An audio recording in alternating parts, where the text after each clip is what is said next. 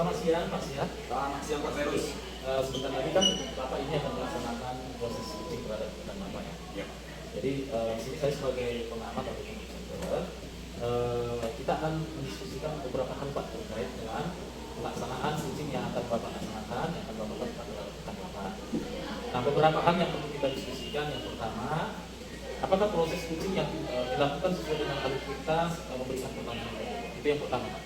Nah, selanjutnya yang kedua, bagaimana respon kunci terhadap pertanyaan Bapak? Terus yang ketiga, Anda juga harus ingat bahwa pada proses kunci juga memiliki prinsip kunci seperti kemitraan, proses, kreatif, dan memaksimalkan potensi. Sudah paham Pak ya? Paham. Oke, baik. Nah, di sini saya juga Pak akan menanyakan beberapa pertanyaan pra-supervisi ya. Siap Pak untuk menjawabnya?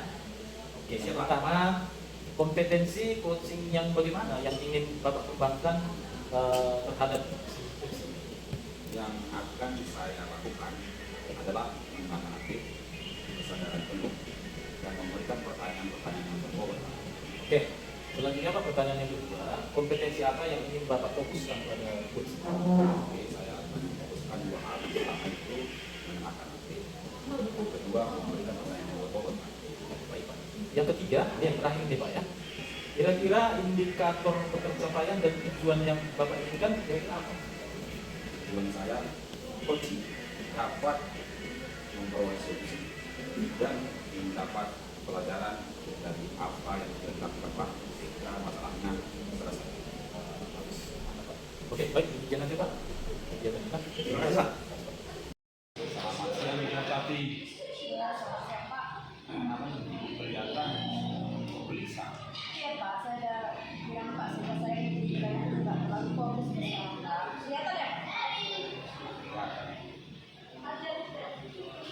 Sebenarnya nggak ada apa-apa sih Pak. Cuma ini Pak, saya butuh kemajuan sekarang Pak. Untuk di coaching sebentar saja Pak, mengenai saya Pak, dan pembelajaran kelas saya ini Pak. Oke, siap. Semoga saya bisa bicara dengan anak jauh. Iya Pak, saya ingin sebenarnya Pak mendapatkan ide-ide segar Pak terhadap kondisi yang saya alami setelah saya kurang kondusif Pak. Dan juga murid ini maunya fokus ketika mereka mengikuti pembelajaran saya.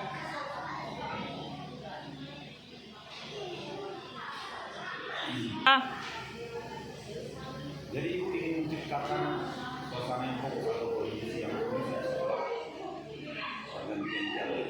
Iya Pak, seperti itu Pak kira-kira yang saya inginkan Pak. Situasi seperti apa yang terjadi sekarang? Begini Pak, saya kan mengambil pelajaran IPA. Nah, sebelum pelajaran saya itu ada pelajaran English. Begitu. Jadi setelah pembelajaran PJOK berakhir, ya Pak ya, saya masuk. Murid-murid ini Pak lebih seringan di luar gitu, kantin, ataupun berada di luar gitu Pak, di luar kelas bercanda. Jadi mereka tidak fokus saat mengikuti pembelajaran saya. Mereka itu sepertinya tidak senang gitu dalam belajar. Apa menurut Ibu penyebab hal itu terjadi? Itulah Pak, mungkin kalau menurut saya hal itu terjadi Pak karena mereka kelelahan kali sehari proses belajar pendek singkat saja sering mengenai fisik Pak. Jadi situasi dan kondisi yang bagaimana yang sebenarnya Pak? Tentunya Pak, saya ingin murid ini Pak nanti menjadi fokus lah dalam mengikuti pembelajaran saya. Selain itu mereka juga saya harapkan tuh senang dan termotivasi gitu Pak dalam pembelajaran ini Pak. Iya, ya. Apalagi Pak ya Bu ya. Konkret itu Pak, abstrak lagi agak lumayan lah membutuhkan fokus yang tinggi. Jadi menurut Ibu yang membuat itu bisa terwujud bagaimana?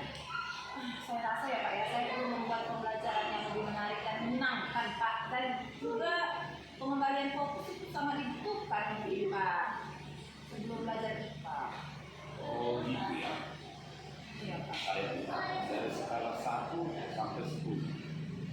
Posisi Ibu sekarang dalam pencapaian tujuan Ibu ini ada di mana?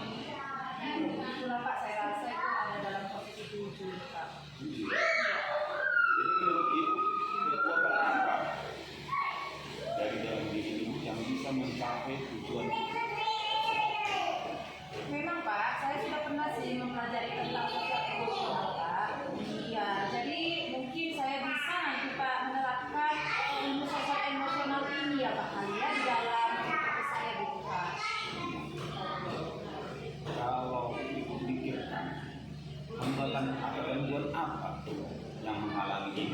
lain proses?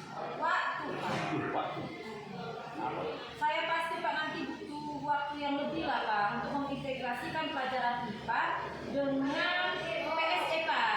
Tentang sosial emosional ini di dalam EP yang bisa saya terapkan gitu Pak. Menurut Ibu, apa kira-kira solusi yang terbaik untuk meminimalisir hambatan? Pasti Pak saya secepatnya lah Pak. Tanpa membuang-buang waktu lagi Pak saya langsung buat MPP lagi Pak ya. Dan juga memilih cara yang tepat untuk mengimplementasikannya Pak. Ya, jadi rencana selanjutnya, misalnya Ibu buat apa itu? Ini Pak saya akan menerapkan pembelajaran sosial emosional yang seperti yang sudah saya sampaikan tadi. Saya kebetulan ada Pak pemahaman sedikit gitu ya. Dapat dari mana? Ada Pak kemarin ikut pelatihan. Oh.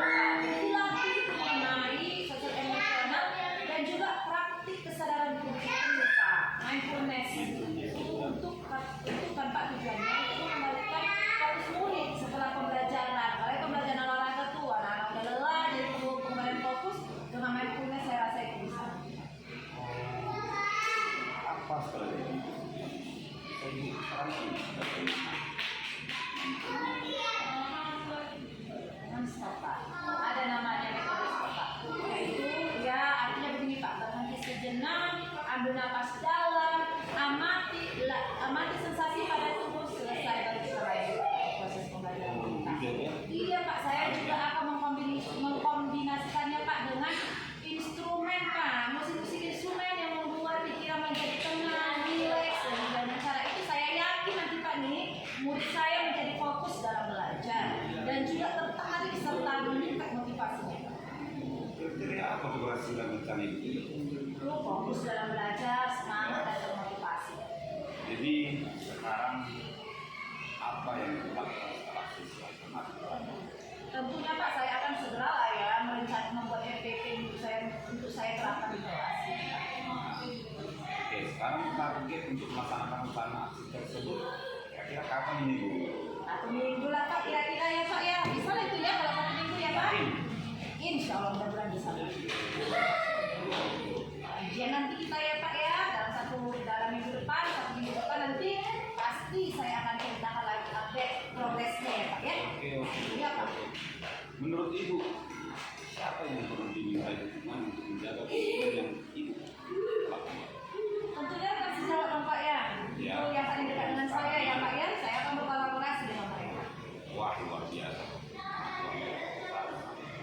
Jadi komitmen Ibu itu adalah berkolaborasi dengan Ibu Transjawat ya. Betul Pak. Yang terakhir ini. Oke Pak. Yang terakhir.